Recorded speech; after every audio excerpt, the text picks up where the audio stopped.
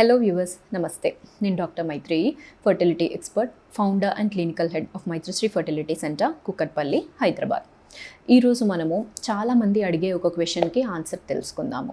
అదేంటి అంటే అసలు బేసికల్గా ఐయుఐ అంటే ఏంటి, ఐవీఎఫ్ అంటే ఏంటి, రెండిటికి మేజర్ డిఫరెన్స్ అనేది ఏంటి, ఈ విషయం గురించి మనం ఈరోజు మాట్లాడుకుందాము. సో ఇక్కడ మనం చూస్తే ఐయుఐ అంటే దాని పేరులోనే ఉంది, ఇంట్రా యూట్రైన్ ఇన్సమైనేషన్. అంటే గర్భాశయం లోపలికి వీర్య కణాలను పంపించే పద్ధతిని మనము ఐయుఐ అనేది అంటున్నాము. సో ఐవీఎఫ్ పేరుకి వచ్చేస్తే ఏంటి, ఇన్ విట్రో ఫర్టిలైజేషన్. అంటే మనము బయట ఫర్టిలైజేషన్ అనేది చేస్తున్నాం. ఎగ్స్ స్పర్మ్స్ బయట కలిపిన తర్వాత ఆ ఎంబ్రియోని మనము బయట ల్యాబ్లో తయారు చేస్తున్నాం. సో ఎంబ్రియోని మనం ఇక్కడ గర్భాశయం లోపలికి ట్రాన్స్ఫర్ చేస్తున్నాం. సో మళ్ళీ మనం చూస్తే ఐయుఐలో మనము లోపలికి ఎక్కిచ్చేది వీర్య కణాలని, అంటే స్పర్మ్స్ని గర్భసంచి లోపలికి పంపిస్తున్నాం.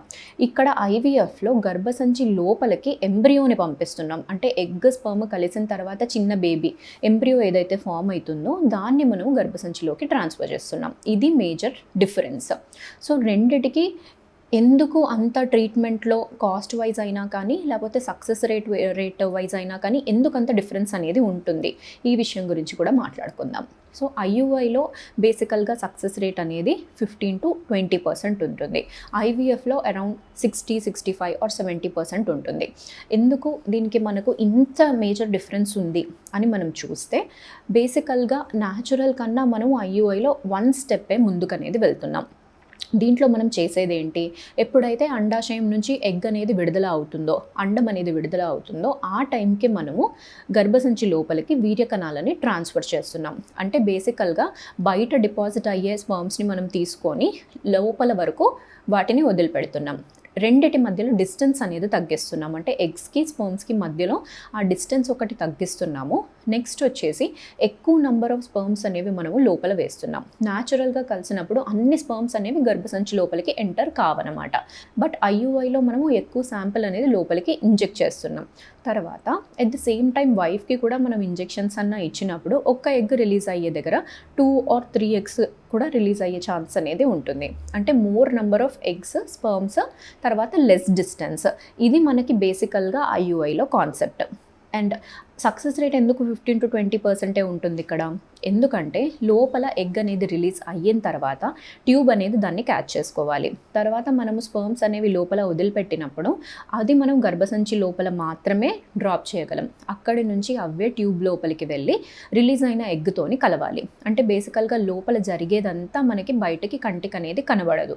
ఎగ్ అనేది రిలీజ్ అయినప్పుడు ట్యూబ్ లోపలికి వెళ్తుందా లేదా అనేది చూసే టెస్ట్ కూడా అసలు ఇప్పటి వరకు ఎటువంటి టెక్నాలజీ అనేది దానికి లేదు. దానివల్లే ఈ లోపల జరిగే normal method is equivalent to న్యాచురల్గా కలిసినప్పుడు జరిగేదన్నమాట. బట్ మనం చేసే ఎడిషన్స్తోని మనకి ఇక్కడ సక్సెస్ అనేది ఆ 15 to 20% వరకు వెళ్తుంది. నెక్స్ట్ వచ్చేసి ఐవీఎఫ్లో ఎందుకు సక్సెస్ అనేది అంత ఎక్కువగా అవుతుంది. సో ఐవీఎఫ్లో మనం చేసేది ఏంటి, బేసికల్గా ఆడవాళ్ళకి ఇంజెక్షన్ అనేది ఇచ్చిన తర్వాత వాళ్ళ ఎగ్స్ అనేవి మనము బయటికి తీసుకుంటున్నాం. తర్వాత వాళ్ళ హస్బెండ్ స్పర్మ్స్తోని కలిపిన తర్వాత ఎంబ్రియో ఏదైతే ఫామ్ అవుతుందో ఆ ఎంబ్రియోని మళ్ళీ గర్భసంచి లోపలికి ఎండోమెట్రియల్ లేయర్ అనేది బాగున్నప్పుడు ట్రాన్స్ఫర్ అనేది చేస్తున్నాము. దానివల్లే లోపల జరిగేదంతా మనకి ఇక్కడ బయట జరుగుతుంది. సో ఇప్పుడు కొన్ని ఫ్యాక్టర్స్ ఎలా ఉంటాయంటే, ఆడవారికి అసలు ఎగ్ క్వాలిటీ అనేది ఎలా ఉంది అనేది మనము ఎటువంటి టెస్ట్లో కూడా మనము చూడలేము. అంటే స్కాన్స్లో అయినా కానీ బ్లడ్ టెస్ట్లో అయినా కానీ తెలియదన్నమాట. చాలామంది అడుగుతుంటారు, స్కాన్ చేశారు కదా మరి తెలియదా మీకు ఎగ్ క్వాలిటీ అనేది. సో మనకి బేసికల్గా ఇక్కడ ఏమవుతుందంటే ఎగ్ అనేది ఒక మైక్రోస్కోపిక్ స్ట్రక్చర్. మనకి స్కాన్లో ఎగ్ అనేది కనబడదు. బట్ మనకు ఎగ్ పెరిగింది అన్నట్టుగా నార్మల్ భాషలో మనం చెప్తుంటాం. ఎందుకంటే అది ఫాలికల్ అంటే అందరికీ అర్థం కాదు కాబట్టి వాడుక భాషలో ఎగ్ అన్నట్టుగా మనం దాన్ని రీప్లేస్ చేస్తుంటాం. దాని చుట్టూ ఉండే ఫాలికల్ లేయర్ మాత్రమే మనకు స్కాన్లో కనపడుతుంది. సో ఆ లేయర్ దాన్ని బట్టి మనకు ఎటువంటి క్వాలిటీ అనేది తెలియదు.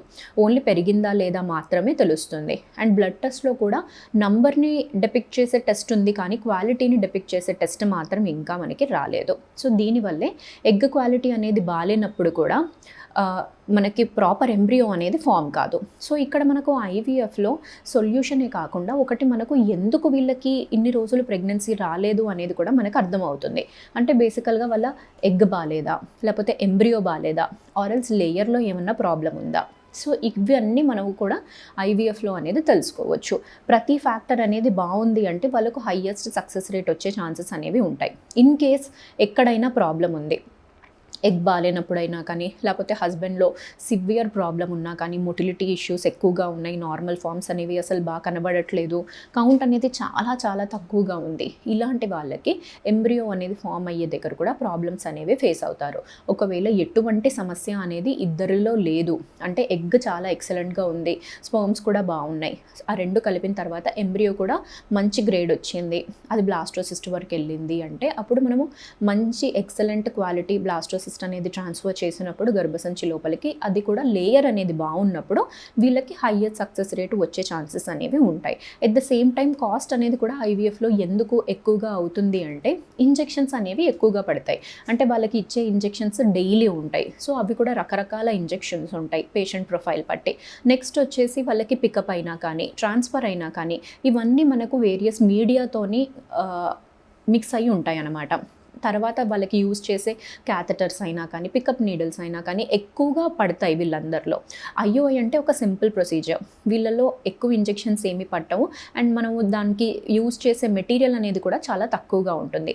ఐవీఎఫ్లో ఇది పెద్ద ప్రొసీజర్ కాబట్టి ప్రతి స్టెప్లో ఏదో ఒక అవసరాలు అనేవి ఉంటాయి, దానివల్లే ఇక్కడ కాస్ట్ అనేది కూడా ఇంక్రీజ్ అవుతుంది. సో బేసికల్గా ఐఓఐ అనేది మనము స్పర్మ్స్ ట్రాన్స్ఫర్ చేసే ప్రొసీజర్, ఐవీఎఫ్ అనేది మనము ఎంబ్రియో ట్రాన్స్ఫర్ చేసే ప్రొసీజర్. అండ్ ఈ రెండిటికి కూడా ఎంత మనకు డిఫరెన్స్ అయితే ఉందో at the same time success రేట్లో కూడా అంతే డిఫరెన్స్ ఉంటుంది. But at the same time అసలు ఐయుఐ అంటే చేయించుకోవద్దా, మరి ఇంత సక్సెస్ అనేది దీనికి మంచిది కాదా అంటే అలా ఏమీ లేదు. అంత సింపుల్ ప్రొసీజర్కి మీకు 15 to 20% సక్సెస్ అనేది రాగలుగుతుంది అంటే that is very good procedure. ఇది మనకు ఒక సింపుల్ ఆఫీస్ ప్రొసీజర్, ఎప్పుడైతే మీకు సజెస్ట్ చేస్తున్నారో దానికి మీరు హ్యాపీగా ముందుకెళ్ళొచ్చు. అండ్ దానికి అంత మంచి సక్సెస్ రేట్ ఉంది కాబట్టి ఇన్ కేస్ అది ఒకవేళ ఫెయిల్ అయినా కానీ వేరే ఆప్షన్ ఐవీఎఫ్ లాంటివి కూడా ఉంటాయి కాబట్టి అలా మీరు వెళ్తే ప్రెగ్నెన్సీ అనేది ఈజీగా వస్తుందండి. Thank you.